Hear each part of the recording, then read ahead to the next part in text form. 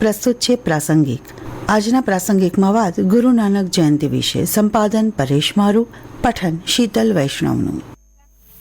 શીખ ધર્મના પ્રથમ ધાર્મિક ગુરુ શ્રી નાનક દેવજી હતા. તેમનો જન્મ 15 એપ્રિલ 1469 રોજ તલવડી નનકાના સાહિબમાં થયો હતો.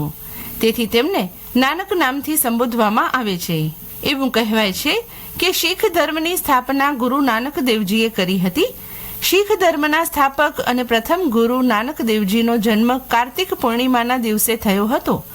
ગુરુ નાનક જયંતિ દર વર્ષે કાર્તિક પૂર્ણિમાની તારીખે ઉજવવામાં આવે છે. ગુરુ નાનક જયંતિને ગુરુ પર્વ અથવા નાનક દેવનું પ્રકાશ પર્વ પણ કહેવામાં આવે છે. દિવાળીના 15 દિવસ પછી ગુરુ નાનક જયંતિ ઉજવવામાં આવે છે. ગુરુ નાનક જયંતિ એ શીખોનો સૌથી મોટો તહેવાર છે. આ દિવસે ગુરુદ્વારાઓને રોશનીથી શણગારવામાં આવે છે, પ્રભાત ફેરી કાઢવામાં આવે છે, ભજન કીર્તનનું આયોજન કરવામાં આવે છે અને લંગર પીરસવામાં આવે છે. શીખ સમુદાયના લોકો ગુરુદ્વારામાં જઈને નમન કરે છે. ગુરુ નાનક દેવનો જન્મ 1469માં પાકિસ્તાનના પંજાબ પ્રાંતના તલવડી નામના ગામમાં થયો હતો. આજે તે સ્થાન શ્રી નનકાના સાહિબ તરીકે ઓળખાય છે. શીખો માટે આ સૌથી મહત્વપૂર્ણ આસ્થાનું કેન્દ્ર છે. ગુરુ નાનક દેવે સમાજની ખરાબીઓ દૂર કરવા અને લોકોમાં ભાઈચારો વધારવાનો પ્રયાસ કર્યો. તેમણે ગુરુ પરંપરા શરૂ કરી અને શીખ ધર્મની સ્થાપના કરી. નાનક દેવજીના પિતા મહેતા કાલુચંદ અને માતા ત્રિપ્તા દેવી હતા.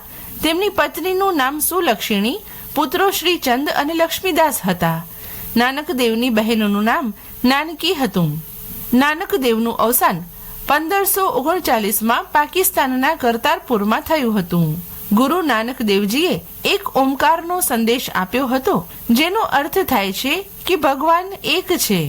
એક ઓમકાર શીખ ધર્મના મૂળ દર્શનનું પ્રતીક છે, જેનો અર્થ થાય છે ફક્ત એક જ સર્વોચ્ચ શક્તિ.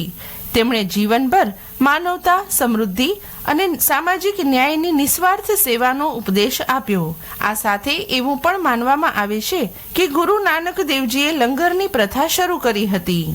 ગુરુ નાનકજીના જણાવ્યા અનુસાર નામ જાપ મનને એકાગ્ર કરે છે અને આધ્યાત્મિક માનસિક શક્તિ આપે છે. ભગવાનમાં શ્રદ્ધા માત્ર વિચારવાથી નથી મળતી, તેથી નામનો જાપ કરો. સારા સંગતમાં કે એકાંતમાં પણ ભગવાનનું નામ લેવું એ ખરી ઉપાસના કહેવાય. ગુરુ નાનકજીએ કહ્યું હતું કે મહેનત કરીને કમાયેલી સંપત્તિ અમીરોની ગુલામી કરતા અનેક ગણી સારી છે. તમારી કમાણીનો અમુક હિસ્સો દાનમાં અથવા અન્યના કલ્યાણ માટે ખર્ચવો. શીખો આ આધારે આવકનો 10મો ભાગ વહેંચે છે, જેને દસવંધ કહેવાય છે. આ રીતે લંગર ચાલે છે.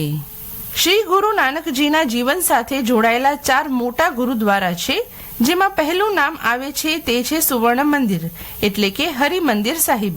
પરંતુ આ સિવાય માત્ર પંજાબમાં જ નહીં, પરંતુ સમગ્ર ભારતમાં આવા ઘણા ગુરુદ્વારા છે જે આસ્થાના કેન્દ્ર અને સુંદરતા માટે જાણીતા છે.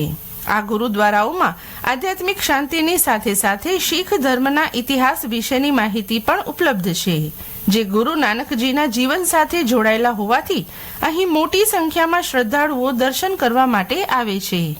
દેશ જ્યારે જાતિવાદ અને મતાંતરના નામે કમજોર બની રહ્યો હતો, ત્યારે ગુરુ નાનક દેવજીએ કહ્યું હતું કે જાણહું જ્યોતિ ન પૂછહું આતી, આગે જાત નહીં. આનો અર્થ એવો થાય છે કે તમામ લોકોમાં ભગવાનના પ્રકાશને જુઓ, તેને ઓળખો.